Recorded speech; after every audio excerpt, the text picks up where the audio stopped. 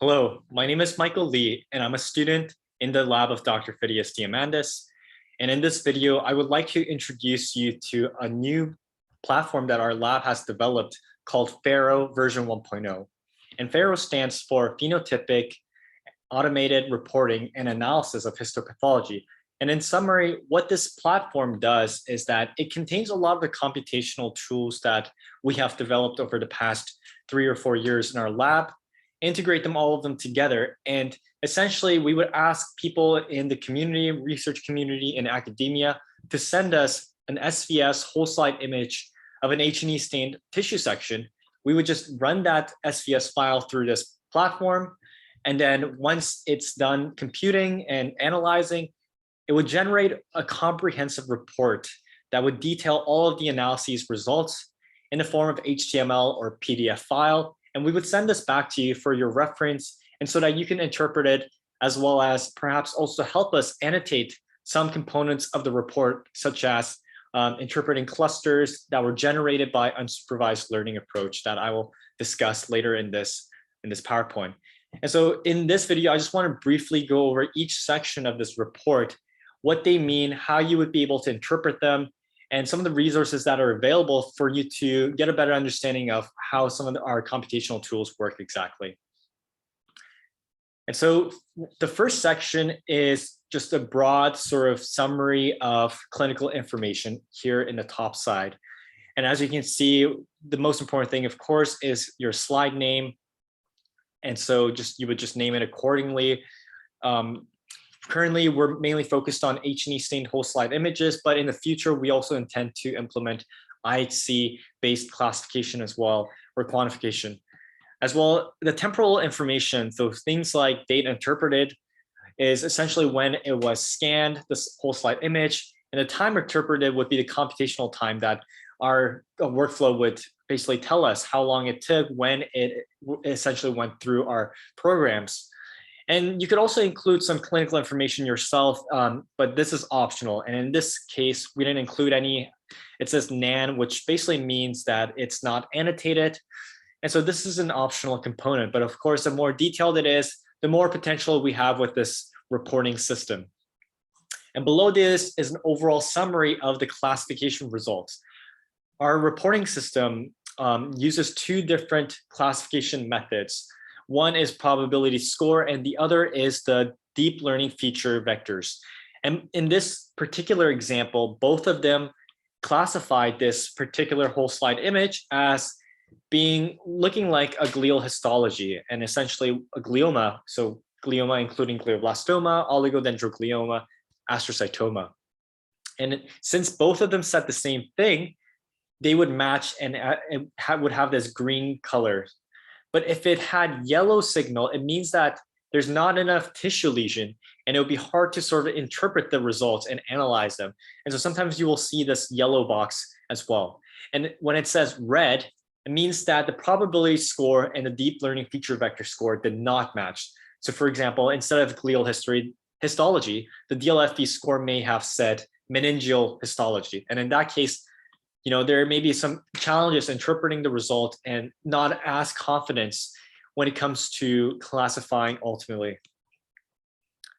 And afterwards, our reports would essentially tell you some of the recommended immunostains, some molecular markers that you may want to order based on the different results. So in this case, it was glial histology. And because of that, we would probably want to order molecular markers that are appropriate for subclassifying as well as verifying that it is glioma, things like GFAP, OLIG2, IDH1, ATRX, and so on. And furthermore, we also have some broad information about this particular version of PHARAOH. And in this case, it's PHARAOH still version 1.0 that was released last month. And we essentially detail some of the classification, how it classifies the different classes, some of the classes that are included, including acute hemorrhage, blank space, cerebellar cortex, etc. And we also sort of provide information and where you can find more information about our unsupervised learning approach that I will talk more about later in this PowerPoint. So just to go over the more specifics rather than the summary and clinical information, this is where you will find a lot of sort of visual kind of heat maps, original H&E stained whole slide images, some plots here and there. And I will just take you step by step what each of this section means. The first thing is whole slide image scanning information. And as you can see, we again reiterate the time it took for it to be scanned, what the stain type is. We could also have IHC, for example, and things like microns per pixel, as well as the compression, which are sort of the scanning parameters. And MPP or microns per pixel may differ depending on the scanner you use, as well as the scanning magnification. And this could ultimately change sort of the classification results as well, because they may be sensitive to the scanner types. So it's important to document what these values are exactly. And so moving on to the next section, we have the original H&E stained whole slide image and the corresponding heat map that is generated after we run it through the 16-class histomorphologic classifier. And the different colors of this heat map represent the different classes. Brown meaning lesional or tumor, red being hemorrhage, blue, you can see a little bit of the blue over here, meaning necrosis. And from this heat map, you can also kind of break down the slide into the different classes, see what proportion of them make up the different classes. So 84% of this whole slide image happened to be glial histology, and around 10% happened to be necrosis, etc. And so these are sort of the major classes from this heat map that we were able to find using our computational tools. Moving on to the next part, we also get the classification results of the probability score as well as the DLFV score. And in this case, again, both of them said that it's most likely glial histology, and they were both very confident. Hence, we got the green match in the summary of results that I showed you earlier. And so these are the two methods that we use to classify H&E stained whole slide images. And the next part is just approximate lesional surface area. Sometimes there isn't enough surface area or there isn't enough lesion. And in that case, as I've mentioned earlier as well, that the summary of results would say that there's not enough lesion. But in this case, there were around 23 millimeters squared of tumor, which is enough for our computational tools to do a thorough analysis and come up with a pretty comprehensive and confident result. The next section is sort of this plot that shows raw deep learning feature values of these 500 deep learning features that we go more into detail in one of our papers.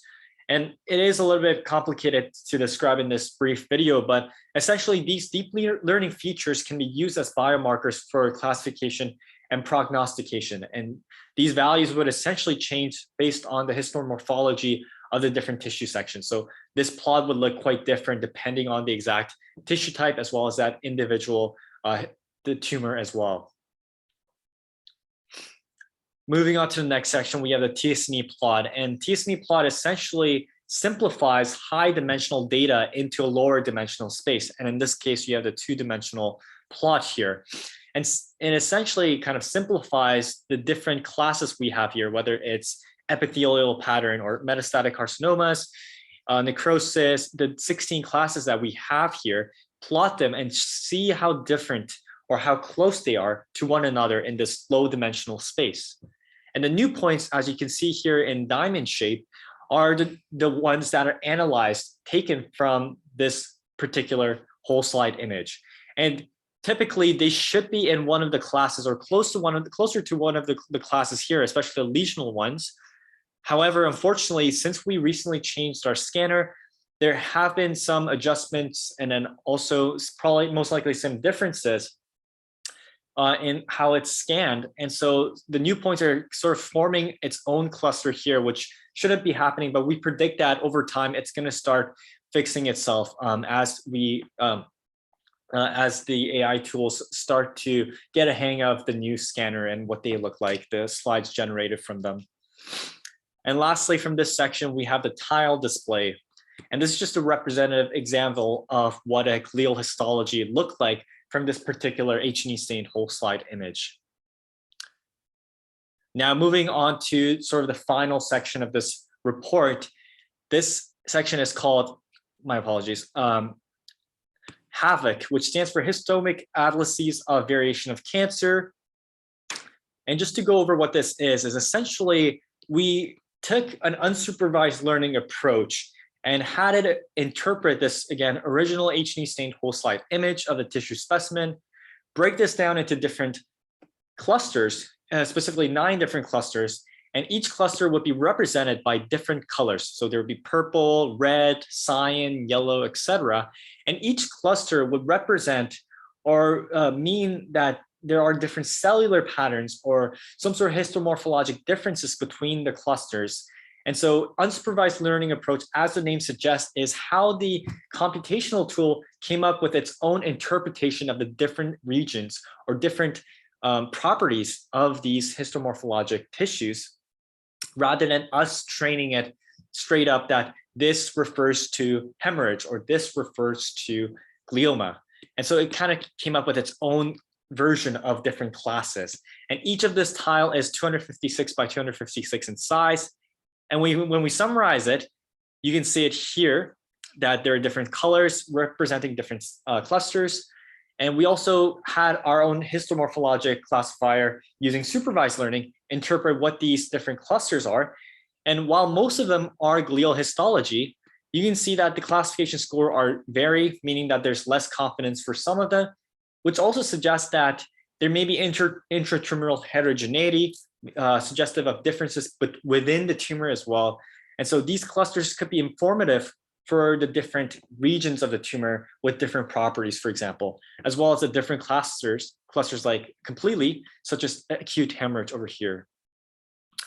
And one of the really nice things is that we can also take a semi-supervised approach where we have you pathologists, as well as just people in our community, help us annotate some of these clusters and provide detailed annotation. For example, if it's necrosis, in reality, rather than glial histology, we would fix it and then retrain our classifiers so that it would adaptively learn and constantly improve. And so I think that's one of the beauties of this workflow, is that we can constantly improve upon it and add new features, as well as improve our classifiers through this approach, and especially with the help of our community researchers, academia, pathologists as well. And lastly, in this section, we provide dendrogram as well as correlation matrices that sort of quantitatively as well as visually show how closely related these clusters are. As you can see in this dendrogram, the tree diagram, how closely related the green and the red is. These two are very closely related together, etc. So it's just another way of kind of understanding what these clusters mean, because a lot of the unsupervised learning approach, sometimes it's not completely, we're not completely sure how the AI does it exactly, because a lot of it is black box approach, but these sorts of figures help us better understand what the AI is picking up. And with pathologists also kind of looking at it and helping us out from the community, you can also kind of help us interpret the results and constantly improve this model. And so this was essentially PHARAOH version 1.0. And for your reference, I've also put a list of 3 papers that sort of go more into detail about some of these computational tools. And if you're interested in trying this new platform out, as well as helping us annotate, please contact us in this email, diamanduslabresources@gmail.com. And of course, please feel free to also subscribe to our YouTube channel if you're interested in learning more about neuroscience, as well as our current research projects that are undergoing in our lab. Thank you.